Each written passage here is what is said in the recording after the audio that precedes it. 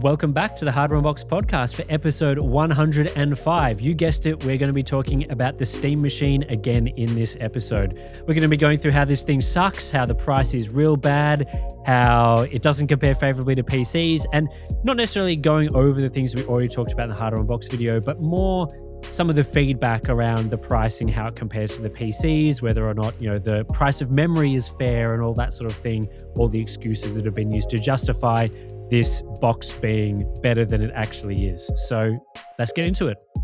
So we're going to kick this podcast off with, you guessed it, more chat about the Steam Machine. But we're going to try not to, repeat ourselves, because we did do a video recently, podcast style, on the Hardware Unbox channel that went for about 40 minutes, talking about, the sort of our basic reaction to the Steam Machine's price at $1,050. We went through sort of our comparisons to PCs, pre-built that you could buy, to consoles, how the performance landed from some of the reviews that we saw from places like Gamers Nexus and Digital Foundry, and just our overall thoughts about how the Steam Machine, in our opinion, is a dead-on-arrival product. It's not very good. There's nothing super exciting about it, in our opinion.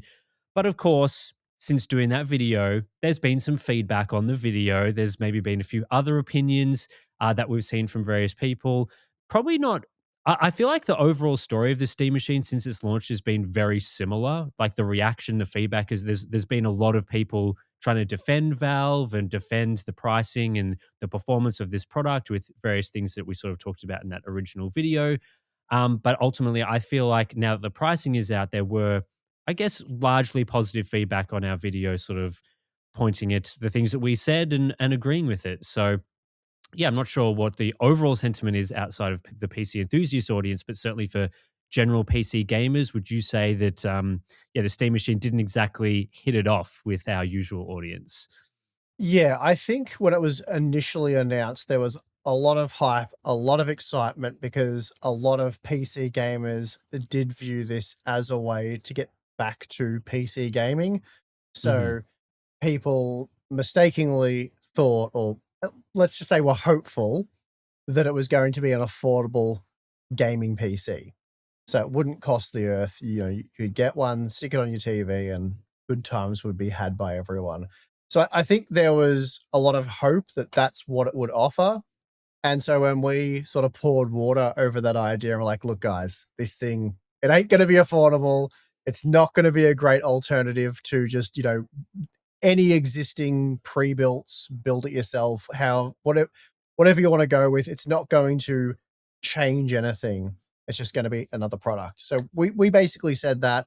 I think people were upset with us for tempering expectations, which is essentially what we were doing, because we just knew this wasn't going to be the $300, $400, $500, even $600 US option that, there was various figures thrown out there.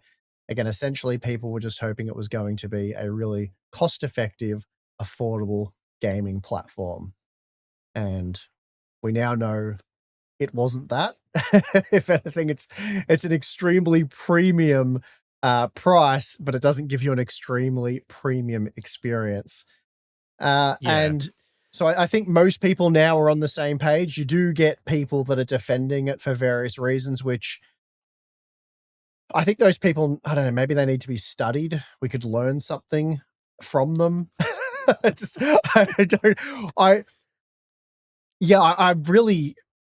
don't know what to say. I am a bit stumped. I am quite confused. I really don't know how to characterize or interpret people who are defending the Steam Machine at its current pricing. Really, people like Valve. I think that's what it comes down to, is that Valve is a company that is generally liked in the gaming industry, more so than other brands. Because, we've seen, I would just sometimes class as unfair criticism of the hated companies in gaming, like EA, Ubisoft, Microsoft. You say unfair? Well, yeah, I mean, Battlefield 6 comes out and is a reasonably good game, but, EA as a company in general gets quite a lot of hate, same with Ubisoft. I'm not saying that these companies are flawless or anything, but once they're in the sort of bucket of hate, every single thing that they do is hated. You even see that now with the price of GTA 6 was just announced, and I think Rockstar Games is sort of in the liked category, so they get away with things that a Ubisoft doesn't get away with. And so that's what we see with Valve. I think Epic is sort of the contrast to Valve with this different Steam, Steam versus Epic Game Store sort of thing. Things that Valve does liked, things that Epic does disliked. So I think that sort of sets up the fanboys from that sense.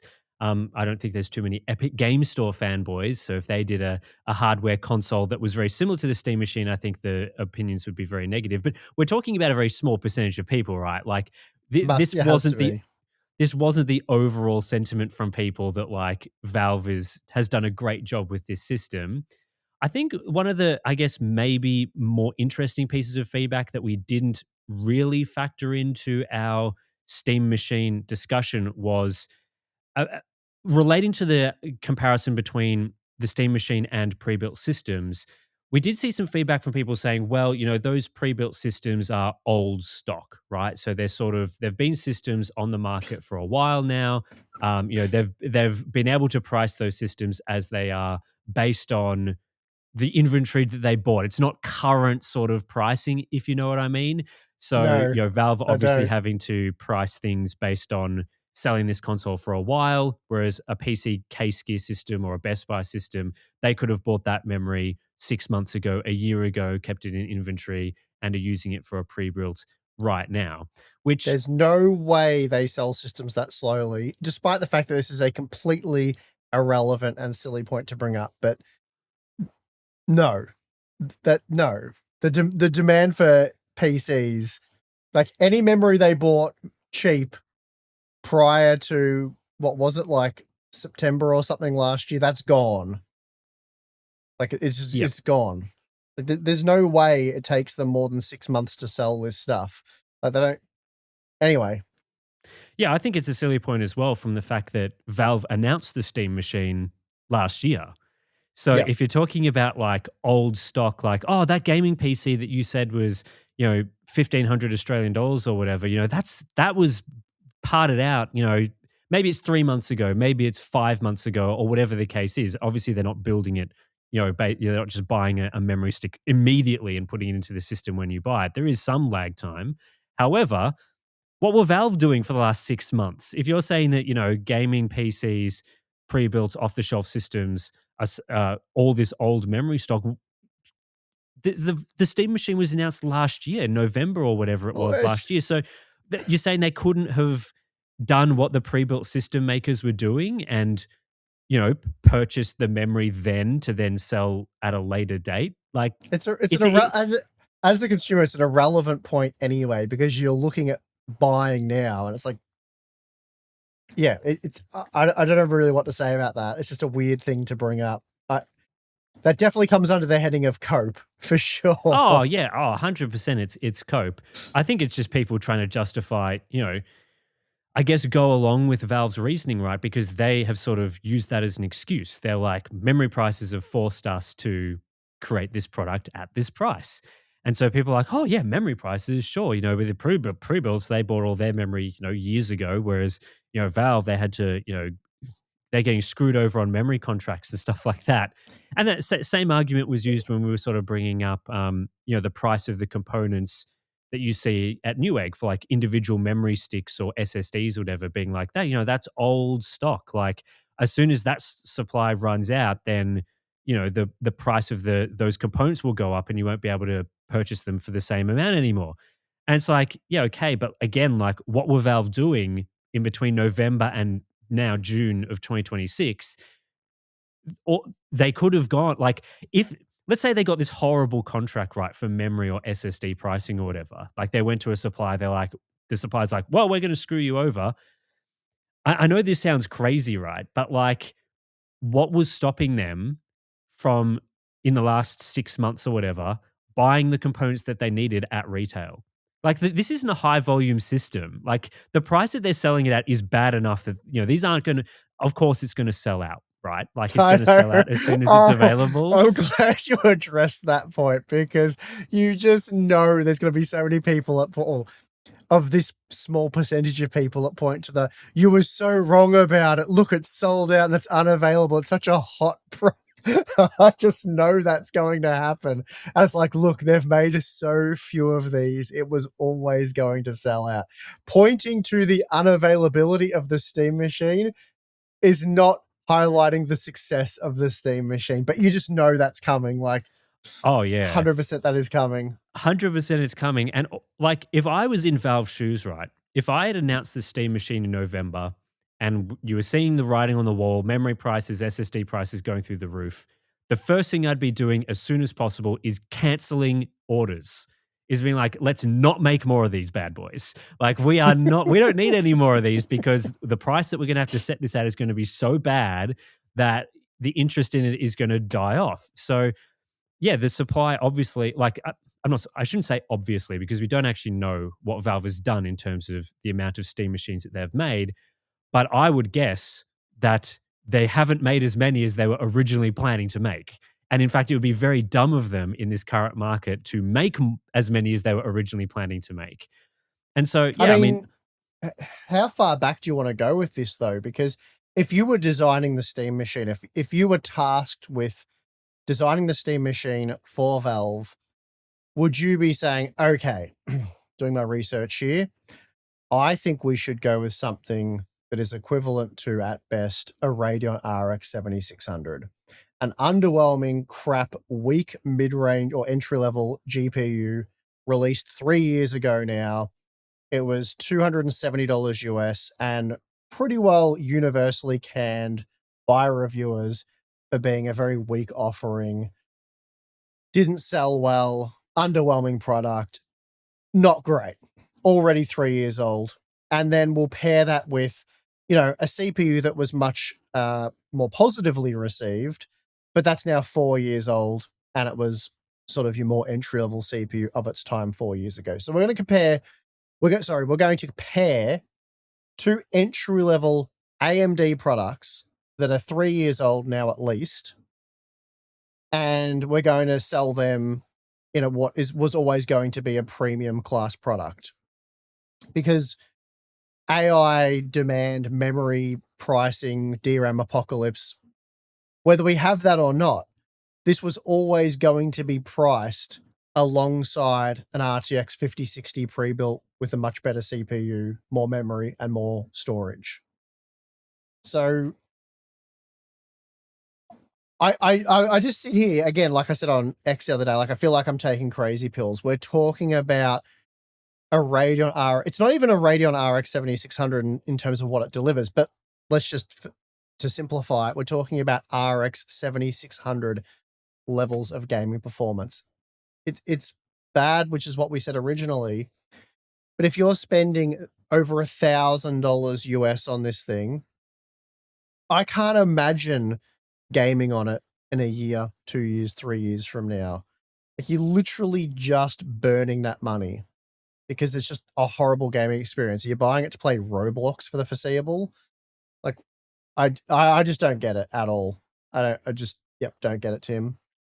Yeah, I mean, this is so many angles here where it doesn't make sense. The other one is, if you're designing a Steam machine and you're planning on using a 7600 or whatever, you've done all that design, you're getting to the memory part, and you're like, okay, so should we order some memory now during the design phase so that we have some to then put into the systems and we can sell it as quickly as possible when we're ready to announce it? Or, well, you were told you're an idiot for thinking they hadn't done that, Tim. Well, yeah. But then, like, it seems to me that they announced this product in November and hadn't actually manufactured any of them or got any contracts or any supply for the components that they needed in the system.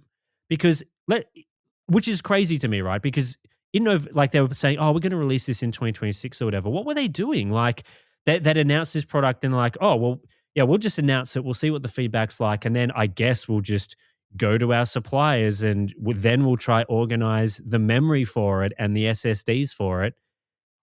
What?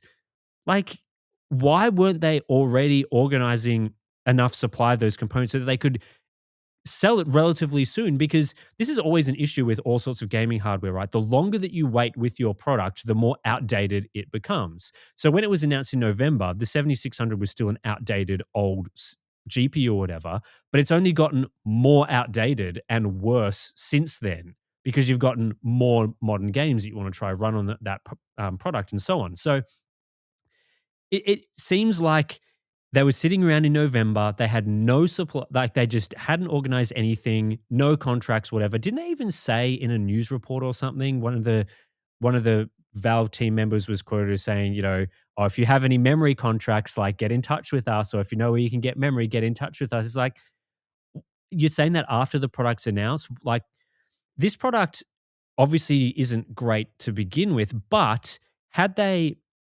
maybe had some things in place in November and maybe started to accumulate some supply, started making these systems back then, they would have had some supply ready to go at a more reasonable price, because they would have sourced those things when components were cheaper. And then, I guess they could wait for whenever they wanted to wait for, but it would have made a lot more sense. It sounds like they've just gone, well, memory, got to sort that out now. They waited too long, and then, oh no, memory's really expensive now, so this product that we've made is going to be really bad. Whereas obviously Sony has secured memory contracts in a much better position. And I get that Valve is a low volume customer. They're not making hundreds of millions of consoles like the other manufacturers do. But even today, right? So just earlier today, before we recorded this podcast, Microsoft raised the prices of Xbox consoles. Now, the Xbox Series X is, you'd probably say, maybe similar or slightly faster than the Steam machine. Now, Steve, would you guess what the price of the Series X that they raised it to was? So it was $650. I have no idea. Yeah. So you have no idea, right? So have a guess, right? It was $650. The Steam machine, memory prices of today, similar performance, $1,050. What did they raise the price of the Series X to? $700. So they raised it to $800, right? Big increase, Okay. but it's still well below the Steam machine price. The Steam machine still costs $250 more. That's a pretty big price increase, but yeah, whatever. But it's the price increase based on the memory situation that Microsoft is seeing today, right? Like they've gone, we've assessed the memory market. We've assessed the storage market. Things are bad. We're going to need to increase prices. We're going to need to set this price for the next 6 months, maybe 12 months, not sure, because I don't want to raise prices constantly. And even Microsoft is going, we need to put it up by a lot, but we can still sell it for $250 less than the Steam machine. So even with, like, I think this is quite a bad price for an Xbox, and I certainly wouldn't be paying this price. But all of that said, it's still a better value proposition than the Steam machine, despite all of these memory price increases and so on. And I should say that it's $800 for the disk drive version. The digital version is $750. So it's actually $300 difference, digital versus digital. So, yeah. Well, I mean, you wouldn't build a computer as bad as the Steam machine today. You just wouldn't do it. So you can still buy a Radeon RX 7600 brand new. They still exist there's lots of them. And Newegg sell them for $280. That's the cheapest model, $280 US. Or you can buy a 9060 XT 8 gigabyte for $350 US. So that's a 25% price premium for the current generation part, but it's over 70% faster. So nobody's saving that small amount of money. It's like $70. Nobody's saving that to then forgo that kind of performance. It's just, you wouldn't build that. No one should be buying RX 7600 GPUs. We pretty much said that when they were released, but 3 years later, it's truer than ever. You wouldn't build a Steam machine spec'd PC today. You wouldn't do it because it doesn't make sense. So then you wouldn't pay a massive premium for Valve to do it because it doesn't make sense. This is the major failing of the Steam machine in the current memory market, in any market, but it's especially true in the current memory market because memory makes the overall system more expensive. So it becomes more of a premium product. So that's, people aren't willing to spend $1,000 for something that sucks, right? They want it to be this better product, better than the current components that you get from consoles and that sort of thing. The issue that they have here is that it wouldn't have cost them that much more to increase significantly the CPU and GPU power of the system. So, for example, right, the 7600, it's a TSMC N6 product. It uses 204 square millimeters of silicon. You've got the 9060 XT, right? 199 square millimeters of silicon. It's built on TSMC N4, I believe. So N4P. So similar sort of family of node, similar sort of die size.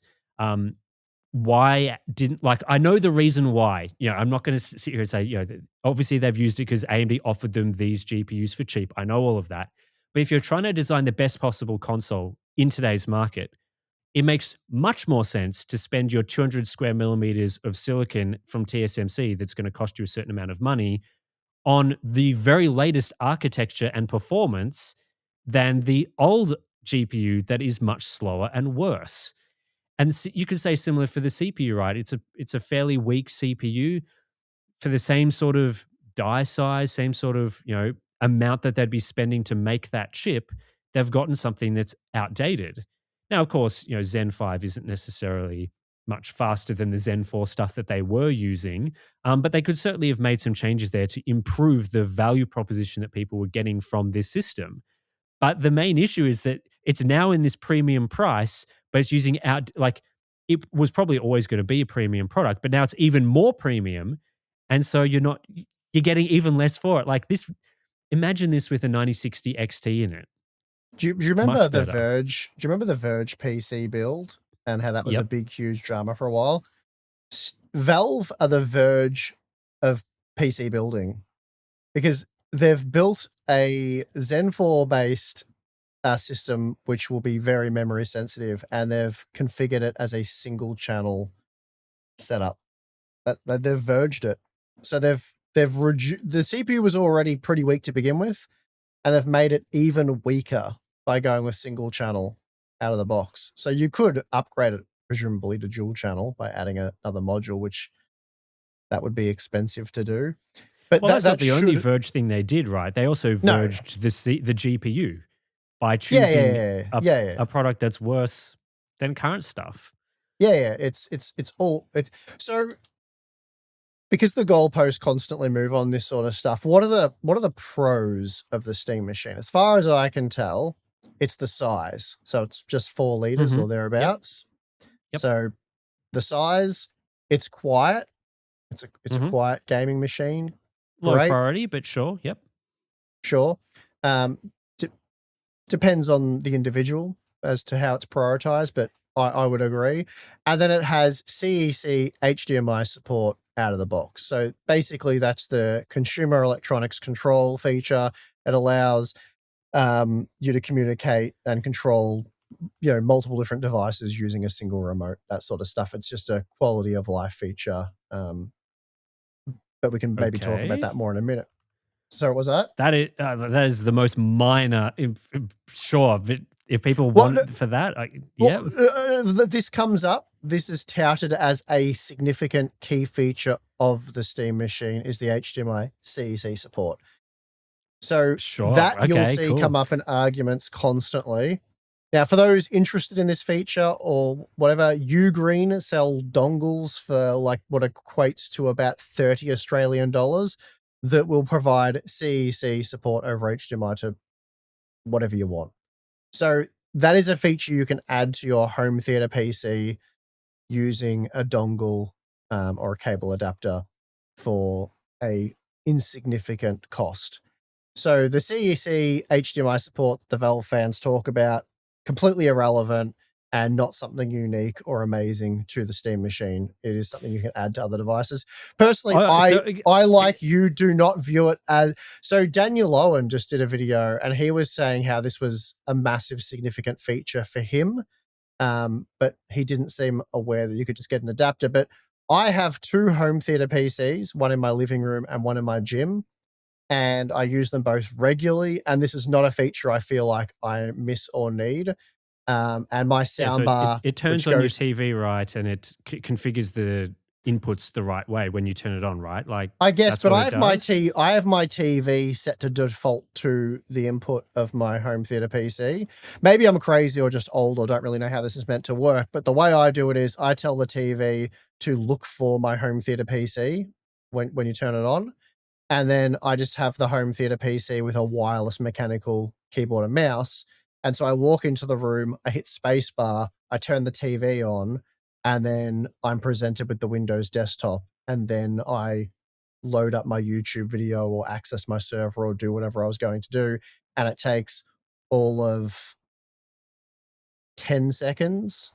I'm just shocked that the people are talking about this feature because to me, right, would I prefer a system that is 80% faster or 50% faster, but I have to turn on the TV in addition to turning on my PC when I want to use it?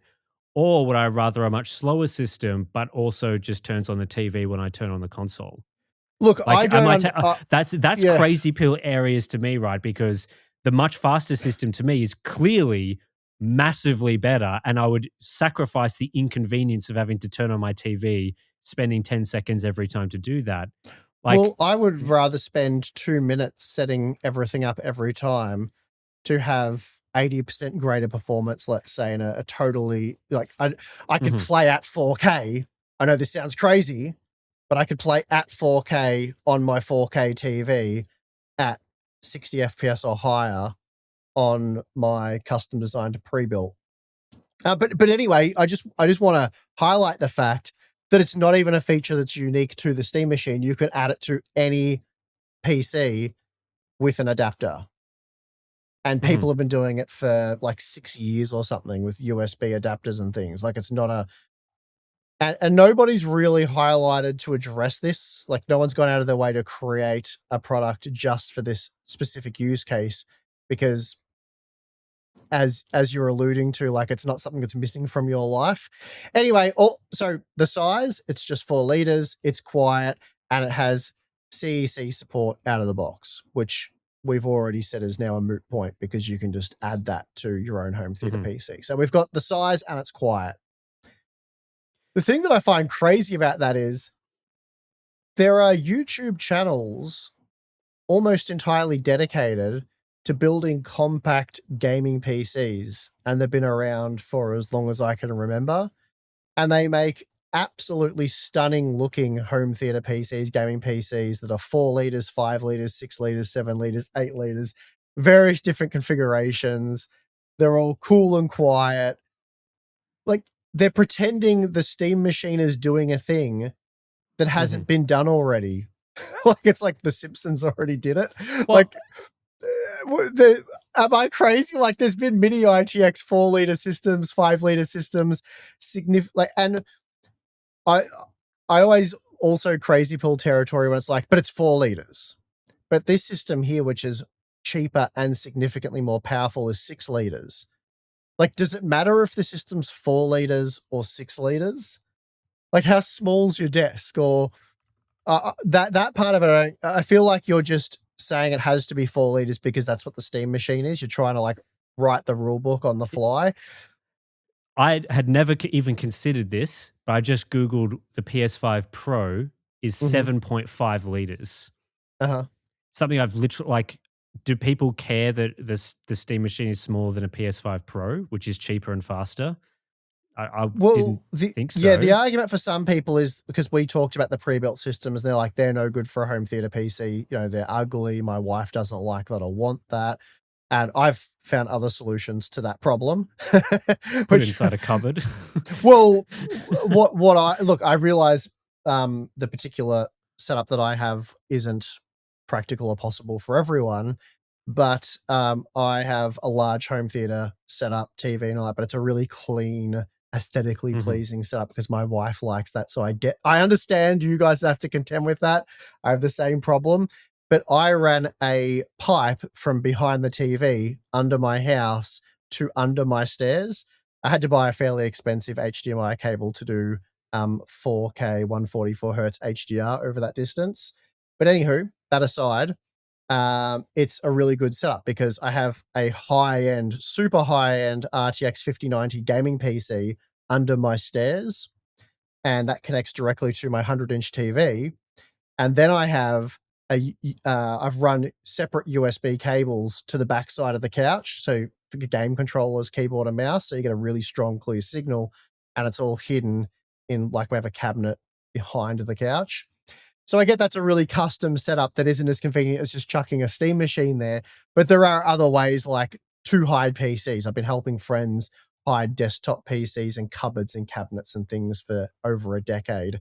There are ways to go about that. But I'm not saying that's a solution to this problem. All I'm saying is the problem the Steam machine is apparently addressing in a really shithouse way, there's no other way to put it. People have been building 4-liter systems with RTX 3060s, 4060s, and 5060s each generation that look better than the Steam. Or you can buy a pre-built. But we have builders like Aftershock here in Australia, and you can purchase custom parts and they'll build. I think PC Case Gear offer that as well. But there are places that will also build the custom PCs for you and probably do it cheaper than the Steam machine while getting a significantly better product. So the fact that people are pointing to its size, it being 4-liter, and acting like, you hear them go, oh, but try and build a compact PC that's quiet. This isn't a challenge. People have been doing it for so long now. Personally, I don't care if it's 4 liters, 5 liters, or 6 liters. I think if it's 8 or smaller, you're going to realistically fit it in all the same spots. And you can get different formats as well. So you can get them where their footprint is the same size or possibly smaller than the Steam machine, but they're more of a tower configuration. And you can get ones that can be oriented in like 3 different orientations. So you can have it laying, like a shoebox on its side, standing upright. I don't think the size angle makes any sense. I think the only angle that I can see for why the Steam machine is potentially reasonable is that it's an out-of-the-box, easy-to-buy, setup, configure system that runs Steam OS and just lets you play your Steam library on a system without the hassle of Windows, without having the hassle of how do we get Windows working in some sort of big picture TV mode configuration? There's no need to build your own small form factor system, etc. That is the only appeal I can see for the Steam machine. So I think niche if they made use case. Yeah, I mean, I think it's actually more of a use case than the compact thing. I think more people probably care about the ease of use. No, but what I'm saying is it's a niche thing in the sense that you need to tick so many boxes and jump through so many hoops to make a Steam. I don't think you can make a Steam machine make sense personally, but I hear what you're saying. So if you go down of that path, it's like, well, for me and my very unusual requirements, this thing makes sense. Because for most people, it's going to be, I want the ease of, setup. I want this and that. I want these things. You can go to like a PC Case Gear and tell them, I want a compact ITX system and I want it to be this. And they'll be like, okay, we can offer you this at the cost of a Steam machine, but it's 60% faster. And it will actually play games at 4K 60 FPS with like upscaling or whatever. Whereas, it's way faster than the Steam machine. Let's go there. So for most people, you'd still be better off doing that. Because the cons of the Steam machine are the price. It's way too overpriced. The performance, it's just in general way too slow. And as I said, it's going to age horrifically. It's the Radeon RX 6500 XTs of gaming PCs. So it's going to be absolute trash in a few years from now. It struggles with basic stuff. Like, again, you probably don't need this so much with your TV, but if you're using it more of a desktop setup, like multi-monitor support can be pretty janky, and it does only have a single HDMI 2.0 port. Actually, yeah, I think it's HDMI 2.0, isn't it? Anyway, it's got a single HDMI port and a single DisplayPort 1.4 output. So you got 2 display outputs on it. It has very few connectivity options when compared to just a basic desktop. There's, I think, 5 USB ports in total. Just one of them is Type-C, and it's only a 10 gigabits per second port. So extremely basic platform there. Again, it comes with just a single memory module, so it's single channel out of the box. And then it can't even play all your games. Like, seriously, Tim, am I taking crazy pill? Anti-cheat stuff, still a huge problem. Call of Duty Warzone, Valorant, Destiny 2, Fortnite, the EA Sports games, FIFA, none of that crap works. And then what should be, if all of that wasn't a big enough deal breaker, it cannot be upgraded. The core components, your CPU, GPU, cannot be upgraded. I can't emphasize that enough. Spending that kind of money, it's e-waste. And that's where, again, I found the Gamers Nexus content a bit confusing, because I was going into that expecting, I know Steve pretty well, big fan of Steve. I'm friends with Steve. And I thought, oh, Steve's big on the e-waste stuff and all this, and he's going to pump that angle. And I haven't really heard too much of the e-waste thing. Like, this is a glorified e-waste box. It's already, you're selling junk hardware. As I said, 3-year-old GPU, 4-year-old CPU. They were both entry-level parts. The Radeon GPU in particular was just garbage when it was released. It's still garbage today.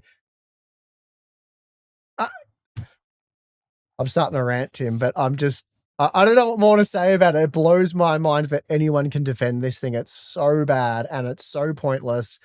And there are so many ways in which you could get a significantly better outcome for yourself for the similar or same money, let's say. Yeah, I feel like if you want the easy experience, the only use case I can see for this system that makes any sense, I think you should just buy a console. Like, I know that some people have Steam libraries and that sort of thing. I mean, to be fair, if you have a Steam library, a current existing Steam library, you probably have a PC of some sort. So it's kind of this weird use case where, like, you've got it. But you could buy a 3-year-old one for a... Well, that's right. It's like you've somehow got a Steam library of games that you've already bought into, but then you don't have a reasonable platform to play those games that you've already bought, but you've already bought them. So theoretically, you actually did have a platform that you could play the things you already bought. It's a weird thing. It's kind of like a second PC for those people. Maybe there is this mythical person that wants to join the Valve, Steam library sort of thing, and they want a simple. That is the only angle that makes sense, right? I would say this is my strong advice, and this is from someone that thinks PC gaming is definitively the better way to play games. If you're thinking, I want to get into PC gaming, I want to build up my Steam library, this is my entry point, the Steam machine, put that plan in the bin, just get rid of that plan and go buy a PS5 Pro. Seriously, buy a console, because you will not have issues with the majority of games that you're playing. It will give you that easy experience out of the box, just works fine, runs your HDMI CEC stuff. It'll turn on your TV when you turn on the PlayStation. The interface is all set up for gaming straight away. It's got features like quick resume. You can get straight into gaming. You put your system to sleep, you power it back on, the game is running perfectly fine, ready for you to go. Yes, games are going to be probably slightly more expensive. It doesn't have the same wide library as you would get on Steam. However, that is, in my opinion, a trade-off that is worth making, because the PS5 Pro is a better system. You'll play the current modern AAA titles, all the stuff that everyone is playing, and all the multiplayer stuff that people are playing right now in a good quality, like, now that the PS5 Pro runs most games at 60 FPS, which isn't, again, it's not high-end PC, it's not mid-range PC sort of levels, but it's good enough for gaming. Most games are not 30 FPS anymore, where you're really tearing your hair out, your eyeballs are getting scorched by how bad it looks. The experience on the PS5 Pro is good. And if you need that easy experience, you don't want the hassle, just get the cheaper and better console. Alternatively, if you want to start getting into PC gaming and you want to take it to that tier above consoles, the tier above the PlayStation 5 and PS5 Pro, you do need to either get a better system, and I would strongly advise just learning a bit more about the PC platform, learning about, okay, so maybe I can sacrifice the nice, easy to use interface, the plug and play aspect of a PS5, because Windows sucks a little bit and there's some friction there trying to use Windows. We're all aware of that. But once you start learning about it a little bit and you want to get into that, okay, what's the next level of gaming I can go to? I think it pays to just, spend a day doing the research, figuring out, how do these PC systems actually work? What sort of things can I get? What are the sort of pre-built options? And then at the end of the day, you will get a genuinely better experience without, won't be as easy to use necessarily. And I think all of us in the PC enthusiast space understand that PCs aren't as easy to use as consoles. I mean, But sort of, but for an everyday user, they are definitely not as easy to use. Definitely not as easy to use. Not arguing that point, Tim, but my daughter at 3 years old wrapped her head around Windows in that same year and has been using it since. And so just a bit of a side story. I got my kids into computer early. We're an anti-console house, so no game consoles for the kids, tablets, all that kind of crap. I wanted them to learn keyboard and mouse skills. I wanted them to learn actual real computer skills so they could be somewhat useful and competent with that sort of stuff, not just like touch a screen and not know how to use it. So both of my daughters got their own computers at the age of 3. And obviously we didn't just leave them on the computer all the time to just use the computer, but we were teaching them keyboard and mouse and stuff like that. And they picked it up very quickly, and now they're extremely competent and know how to use the computer easily. And it's a great skill set to have. Whereas they have some friends who have had an Xbox from a young age. They have no idea how to use keyboard and mouse. And it's a skill that is really good to have. So I would advocate for anyone to get a PC instead of a console and learn those basic skills, because it actually does enrich your life. It's not that difficult. And once you have the basics down, it's so simple, guys. I own the modern consoles. I own a PC, and on consoles, you don't have to worry about driver updates. You don't have to worry about changing game settings to get the best experience, because all that stuff is done for you. The game console powers on immediately. You get gaming immediately, unlike a PC where you have to turn on your Steam library, get into the game you're playing. And if you put your PC to sleep, it stops. But I'm saying that there is a reason why it's not just the how to configure it and stuff like that. It is an easier to use console. It's designed specifically for gaming. It's streamlined and simplified so that you don't need to do all that stuff. And even on PC, right?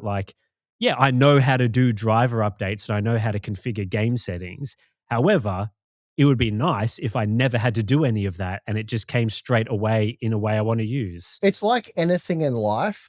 If it's worth putting a little bit of, if you put a little bit of effort in, the payoff is absolutely worth it. Because I've got countless friends who weren't huge into gaming, but they got a console and they got really into the gaming, say games a lot of them, admittedly, games like Fortnite, or maybe even Call of Duty. They get into the game and then they hear about the higher refresh rate experience, the higher frame rate experience, the PC experience. And then once they get really into the game, they're like, you know what? I want to experience the next level, go to the PC. And in all instances, when they've gone to the PC, it's been a complete non-issue for them with the driver updates or using the Windows platform.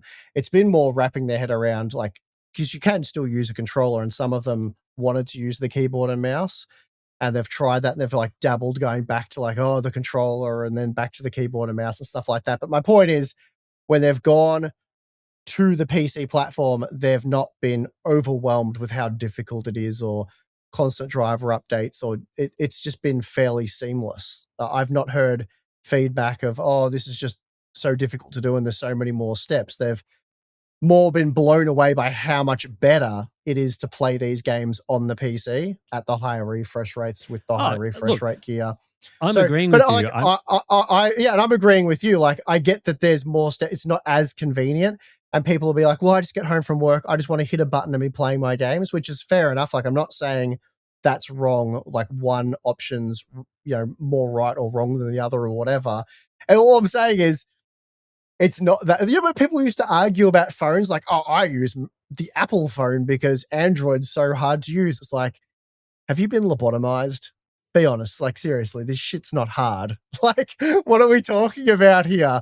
They're acting like one of them's it's just crazy. But using a Windows PC in 2026 is not hard. Can be frustrating at times for sure, but it's not hard to do. You should be able to get the mouse. I've taught my grandparents how to use it, and they cottoned on pretty quickly to what they were doing. So, if you've got 80, 90-year-olds out there picking up Windows and running with it, and 3-year-olds, I reckon you guys around the age 20, 30, 40, 50, you can do it. I believe in you. It's possible. Yeah, I'm not saying it's hard. I'm not saying it's hard or anything. I'm just that is the only reason I can think of as to why someone No, would want the it's Steam legitimate. machine, right? Yeah, So yeah. yeah, I mean, I think Windows does have some work to do to make those things. You know, for gaming, it would be nice if you could, didn't have to deal with some of the BS that Windows puts PC gamers through from time to time. That would be nice. But yeah, it's not hard. It's not hard or anything. It's just it's not as convenient as Yeah. using a console, which is why I can see some people be like, yeah, I'd like to do PC gaming, but I don't want to deal with all that crap. I just want to get in and play games. And if the Steam machine actually was a good piece of hardware that was worth buying, it would have been a good option for those people. If it was offering the performance that we were sort of suggesting was the level it needed to be at, if the pricing was the level it needed to be at, it genuinely would have been this option. If this was a 9060 XT at the price of a PS5 Pro, even slightly more, and it ran Steam OS, it ran, even with the thing about how all those anti-cheat games don't necessarily work and there's all that angle to go on, you would have been like, okay, well now I can see where this path is going. You could either choose the PS5 and you get Sony's library, or you could choose the Steam machine and get Valve's library. It would have better, yeah, it would have better bridged the gap between Yeah. that console experience and the PC experience. But that's what you would have got. That's what it should have been. That's what should have been from the start, is a bridging device, entry level, affordable, get people into the Valve ecosystem. And Except it's kind of the worst of both worlds. Yeah, it is. Yeah. So that's probably the best way to conclude this conversation, is that it is the worst of both of those worlds. Yeah, it sucks. Yeah, it does. It honestly, like, we're not hating on Valve. We're not Valve. Like, we've praised the Steam store countless times. I have a Steam Deck. The Steam Deck is a great. Well, you've bought two of them. I've bought two of them. Balin owns one. Great piece of hardware. Obviously, it's getting a little old now, but it was released several years ago, and that at the time the hardware that it had made a lot of sense, makes a little bit less sense now. But that was a great hardware device, and they did a lot of this. It was cheap, it was affordable, it was easy, convenient. It offers you something for portable gaming. It did really everything that you wanted from that specific device, and it had advantages over the systems that would use Windows, where it was a little more janky, a little harder to configure. The power efficiency, especially on some of those early Windows options, wasn't as good. And so Valve was sort of giving you this console-like experience, hardware that actually ran sort of PC games that made sense. It was affordable. Like, I didn't spend it was way cheaper than the Steam machine. Way cheaper. Mm-hmm. So yeah, when Valve make a good product, we're all over it. We're all about it. The Steam machine just isn't a good product. It's not something you should buy. It makes sense for basically nobody. You've got to come up with the most extreme niche use case to somewhat justify it, in my opinion. Yeah, I'd be surprised if it sold in any significant quantities. I think they're not making it in significant quantities. There's just no chance. No, I wouldn't have thought so. If even the Steam Deck, which is a much better piece of hardware, only sold, I think, single-digit millions of units overall, maybe 4 or 5 million the last time I had a look. And that is obviously a device that is actually worth buying, was highly recommended. Lots of PC gamers, lots of mainstream casual gamers were recommending them. And even then, the volumes that they were getting was not overly substantial. So if they got this to 1 million units, like, whoa, like, they've been doing super well. That'd be an impressive achievement. Yeah. So that's it for the Steam machine. I don't want to talk about the system anymore. I'm done with this thing. It sucks. I've no interest in owning one, using one. No interest. I have no interest in building a PC that's, I've seen those sort of like, we'll build a similar sort of gaming PC. I just like my current gaming PC. I don't want to build a second worse compact Steam machine for myself either. I'll just use my current rig and I'm just fine with that. Yeah, that's fair enough. Yep. No. Is there any other topics that you really want to get to before boring life stuff? I've seen, obviously, this week, AMD released FSR 4.1 for RDNA 3 GPUs. Currently working on a video for that. It's going to be out probably next week for you guys to enjoy. That's happened, but there's not really too much else to talk about on that front. You also released your interesting in between last podcast and this podcast. You released your interesting video about NVIDIA's GeForce GPU generations and how progress is slowing down over time, and that's sort of causing a lot of what we're seeing now. Did you have any additional thoughts on that you wanted to chat about? Yeah, we could probably chat about that one next week if nothing else comes up, because I feel like we could have a long chat about that. Not just like people's feedback to the video, but just more about, what that means for the industry moving forward, game development, all that sort of stuff. So Yeah, there's a few interesting things there for sure. Yep. And then the only other thing that sort of come up between then that we were going to talk about last week but ran out of time was people's reception to the Ryzen 7 5800X3D Anniversary Edition. That's right, yes. A lot of people were saying $350 US is a scam or a ripoff, blah, blah, blah. And while, I'm not here to defend a $350 US asking price for a CPU that was sold for $450 US originally, but then ended up getting discounted, I think sold for like $320 US at one point. Old CPU, dead platform. We've been talking about that this whole episode, right? So it's not like we think the 5800X3D Anniversary Edition, some amazing CPU that absolutely commands a $350 US asking price. But I think for most people who are already on AM4, having the option to buy a brand new 5800X3D once again at $350 US is probably welcomed. And I say that because there is overwhelming evidence, there's just loads of it, that people were regularly paying more than $400 US just months ago, or as probably weeks ago at this point. As high as $500 was typical. Yeah. Yeah. That for secondhand 5800X3Ds, because you can't get them anymore. You can't get the 5700X3D. They don't make 8-core X3D CPUs for AM4 anymore. So people were, wanting to upgrade their AM4 system to avoid having to buy DDR5 memory. So it was worth paying that kind of money for a 5800X3D if you had like maybe a Ryzen 5 3600 or something, you wanted to breathe new life into your system. You had 32 gigabytes of DDR4, even if you have 16. So it made sense to sell it at $350 US. $300 US, I think, would have been an amazing price and something I would have much preferred.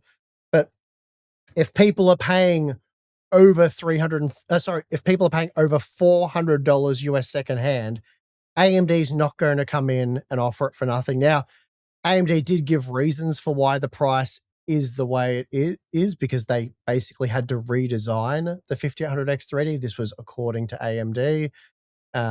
There was a tweet somewhere, Tim. We've got it in the notes here. This was David McAfee from AMD. He basically said, it's not as simple as just bringing back the 5800X3D. The original stacking process that was used at TSMC changed when we went from the first gen to the second gen cache. So we had to re-engineer that product. And that was actually a fair amount of development that went into bringing back the 5800X3D. Whether or not you believe that, totally up to you. It makes complete sense. And it also does explain why they didn't just bring the 5800X3D back earlier when there was massive demand for it and they could have clearly made a lot of money selling it. So they just thought, we're not going to bother with all this redesign stuff. It's too much hassle. And by the time we go and invest time and money doing that, it's probably not going to make sense. But as time went on, it became increasingly clear that it probably would make sense. And maybe back then they did decide to start the redesign process, which is what led to them announcing it at Computex. So it's certainly a plausible explanation. And that's not something we often get from AMD on this sort of stuff. Yeah, I mean, I think this product makes definitely a good release. And I think the dead platform angle sort of thing, that is certainly a relevant discussion. And it has been very relevant in 2025 and 2024. These days, though, in some ways, all platforms are dead when you've got memory prices the way that they are. Yes, if you're building a new PC right now, you'd probably just go straight into buying an AM5 system. But right now, if you're on AM4, the interest in upgrading to AM5 is zero. The cost of memory is... Yeah, this is for people already on AM4. Yeah, that's right. But I think the argument prior to now has been, the 5800X3Ds, to buy them used and stuff, very expensive. It was an expensive part to begin with. So if you really wanted that level of performance and you're on an older CPU, it probably would have just been a good time to make the jump. Go to AM5. You can get the same level or better performance in a 5800 XTD with entry-level AM5 CPUs. And then you compare that with a new motherboard, cheap memory, back when memory was affordable, of course. And you end up with, you'd maybe spend a little bit more on the AM5 combination as opposed to just upgrading straight to the 5800 XTD. But then you've got platform longevity, you've got faster performance, newer memory spec, newer features, that sort of thing.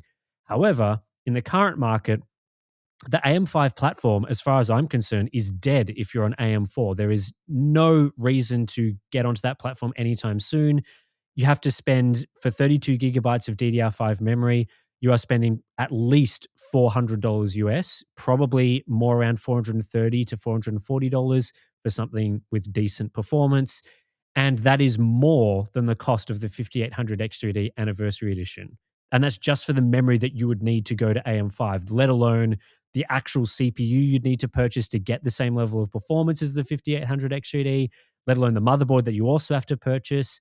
So if you're already on AM4, the angle of just go to AM5, buy something, do a platform upgrade, that angle is completely cooked right now. You just wouldn't do it. Yeah, you're absolutely right. I've just been having a look now, and you can pre-order the Anniversary Edition 5800X3D here in Australia. It's $550, which initially that's a bit of a oof. that's a lot of money for that old CPU.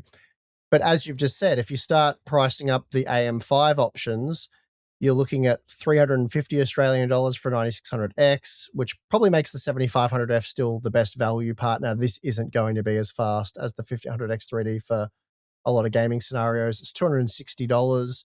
So it's roughly half the price for the AM5 processor, which I would, if we're just comparing the two processors, I would say get the 7500F over the 5800X3D, especially at half the price.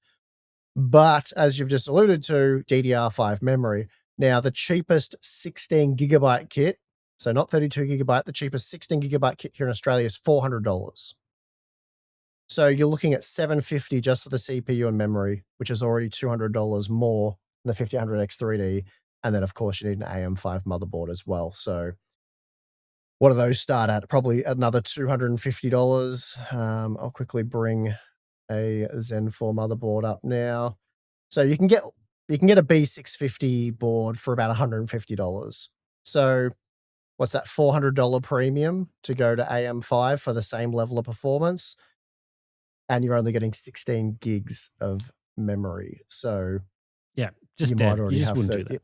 Yeah. You wouldn't really do that. The only advantage to that is you do have an upgrade path, but you have an upgrade path with a 16 gigabyte DDR5 kit, which you're probably going to have. Well, you're going to have to replace that again.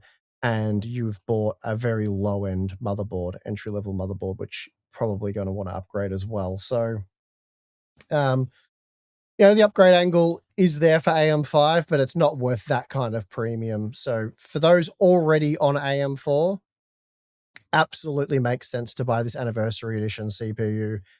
For those of you building a brand new PC, I'd probably just have to suck it up, spend a bit more money than you'd like to, and go on AM5, or just, I guess, wait. But yeah, that's that. Yep. Yeah. So, I mean, it would have been nice, obviously, if it was more affordable, priced lower because of its age and all that sort of thing. Totally understand that. In the current market, though, with the used pricing, with the price of the upgrade angle, it does actually make sense. And you couldn't have said that a couple of years ago. If they did this re-release a couple of years ago, you'd be like, that sucks. But now it's different. All of that said, I would urge people on AM4 to hold out and not buy the 5800X3D just yet, because I wouldn't be shocked if that drops below the release MSRP price pretty quickly. Because that's pretty typical. Yeah. Yeah, it'd be highly unusual if it doesn't drop in price.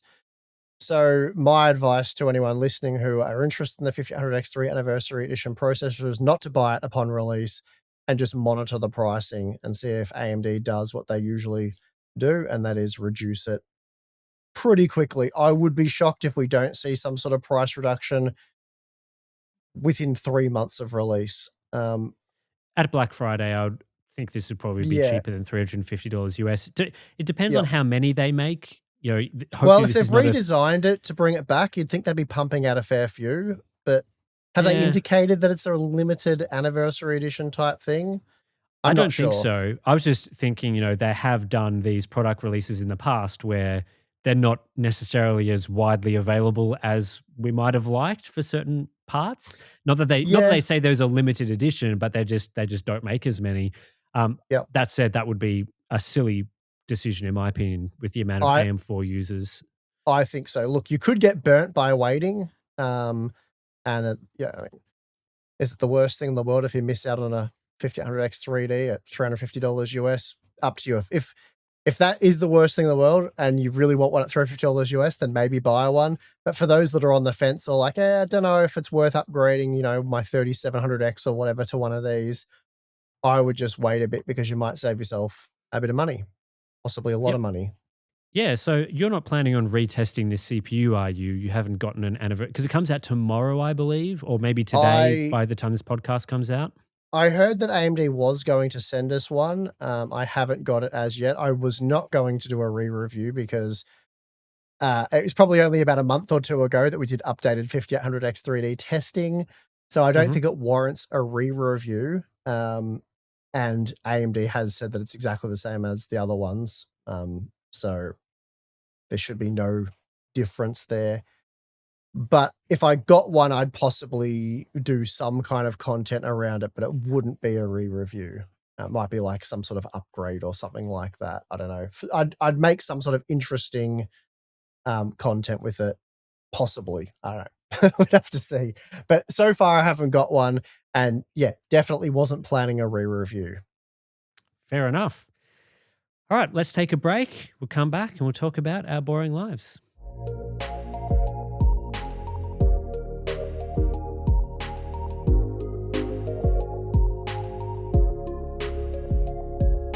All right, Steve, we're back. And I want to kick off this section by talking about the AFL.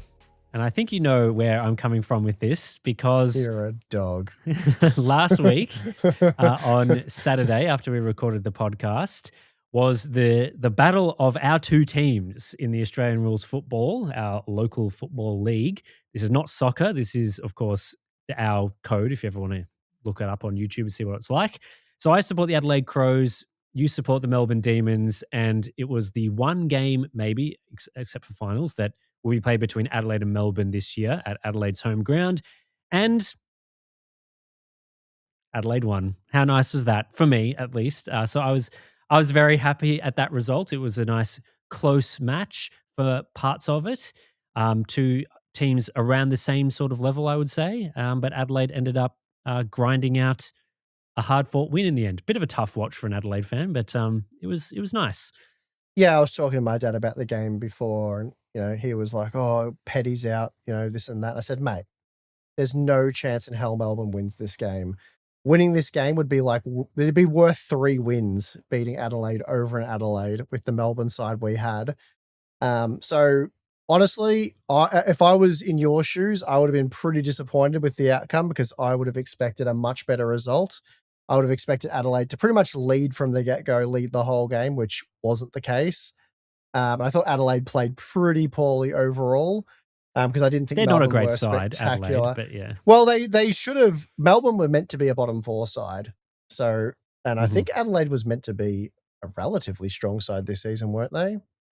They were that's what the media would say. I wasn't confident because of how badly they played in the finals last year. So they got absolutely destroyed. Well, they were better than Melbourne. Melbourne didn't make the finals, but so for people who aren't aware, the Americans and Europeans in the audience, Adelaide finished first on the ladder last year. So first of all the teams after the home and away games. But this isn't like the European Premier League where the first just wins overall. It goes into a final series, similar to American sports and that sort of thing. And Adelaide lost the first final, and because of our final system, had a chance to play a second final and got absolutely smoked at home in that final. Well, just destroyed. They were rubbish. The worst final series I've ever seen from any team was Adelaide last year, losing those 2 games in the way that they did. I think statistically it is the worst ever, to finish first and not win a quarter, I believe, is the worst finals performance of all time across 2 matches. Okay. Well, So I wasn't confident, is what I'm saying, going into this season. And Melbourne's overperformed, I would say, this year. They've done really well. Massively. So I loved that game. I was really happy with it. I went into it. There was no chance I was expecting a win. Knew they weren't going to win. Obviously, it was disappointing to see them lead for the majority of the game and then lose it in the final quarter. But beating Adelaide over in Adelaide, a close game, final quarter, it was extremely unlikely that they were going to pull that one off. So it went better than expected on my end. So I was pretty happy with that overall. I feel like if they'd played at the MCG, there's no chance Adelaide wins that game. Probably not. No, I wouldn't have thought so. So, yes, a good result, I would say, for Adelaide. But we'll see how the rest of the season goes. I think both teams are around the same mark on the ladder as well, both likely to play finals at this stage. So we'll see how that goes. I think Adelaide, just had a look, Adelaide are 5th and Melbourne is 7th. So that means finals for both teams if that stays at the end of the year. Also, this currently going on at the moment, as I'm sure many people, the more exciting stuff happening in the sporting world is, of course, the FIFA World Cup that is currently happening over in North America. And I've been following this a little bit because Australia doesn't have the best team. They've never had a good team for what we call soccer, of course. We somehow keep qualifying for these, but they're not really doing too much because we just kind of suck at it. It's not a major sport here. It's probably the 4th most popular sport in terms of supporters and that sort of thing for the local leagues, behind the AFL, NRL, and cricket. And we won a game. So that's nice. We actually scored some goals for once, actually won a match against Turkey. They're going to play Paraguay soon. As of when we're recording this podcast, they haven't played yet, but when you hear this podcast, you'll know the result of that. And then hopefully Australia will make it to the group of 32 and actually get out of the group stage, which is extremely rare for us and would be a very good result. So obviously there's other teams that are actually gunning to win it. Australia are, if below 0% chance was possible, that's where Australia would be. They are no chance of getting any deep into these finals, no chance at all. But if they can get to the group of 32 and group of 16, that would be a massive result for us. So yeah, it's been interesting watching those. They're obviously on at weird times for us, but obviously other teams have had some good success. So once Australia gets bundled out, I'll have to choose a second team. We'll see how that goes. So yeah, that's all the sports stuff that's been happening. Anything else been happening that's interesting in your life? Not particularly. I did a bit of spring cleaning in one of my garages so I could set up my bandsaw. So I've got all the rollers and everything set up now. Still haven't fired it up, so I haven't done that first cut yet. I'm pretty excited for that, but yeah, that might happen next week. But other than that, haven't really been doing too much, to be fair. Just been watching the Steam Machine madness and doing a bit of benchmarking. That's it. Yeah, that's pretty much it at the moment, isn't there? Not too much is happening. Outside of the Steam Machine news, it's not like there's been tons of hardware releases or anything. It's been a few interesting features that we're still expecting. Obviously the FSR 4.1 stuff. There's also some DLSS stuff coming soon, so that's keeping things interesting. But outside of that, yeah, we're sort of just in this pretty underwhelming hardware market at the moment. Memory prices are still crazy, and so we're just sort of chugging along as normal. And that's how things are going. So yeah, on the gaming front and stuff, I've just been playing some Lego Batman, which is quite a fun game. If you've been interested in the Batman Arkham games previously, this is a very similar game except Lego style. So, a bit more sort of casual, funny sort of stuff in there, a bit more lighthearted than the Batman Arkham games, but it's very similar mechanics in there. So if you like those games, don't pass on the old Lego Batman version.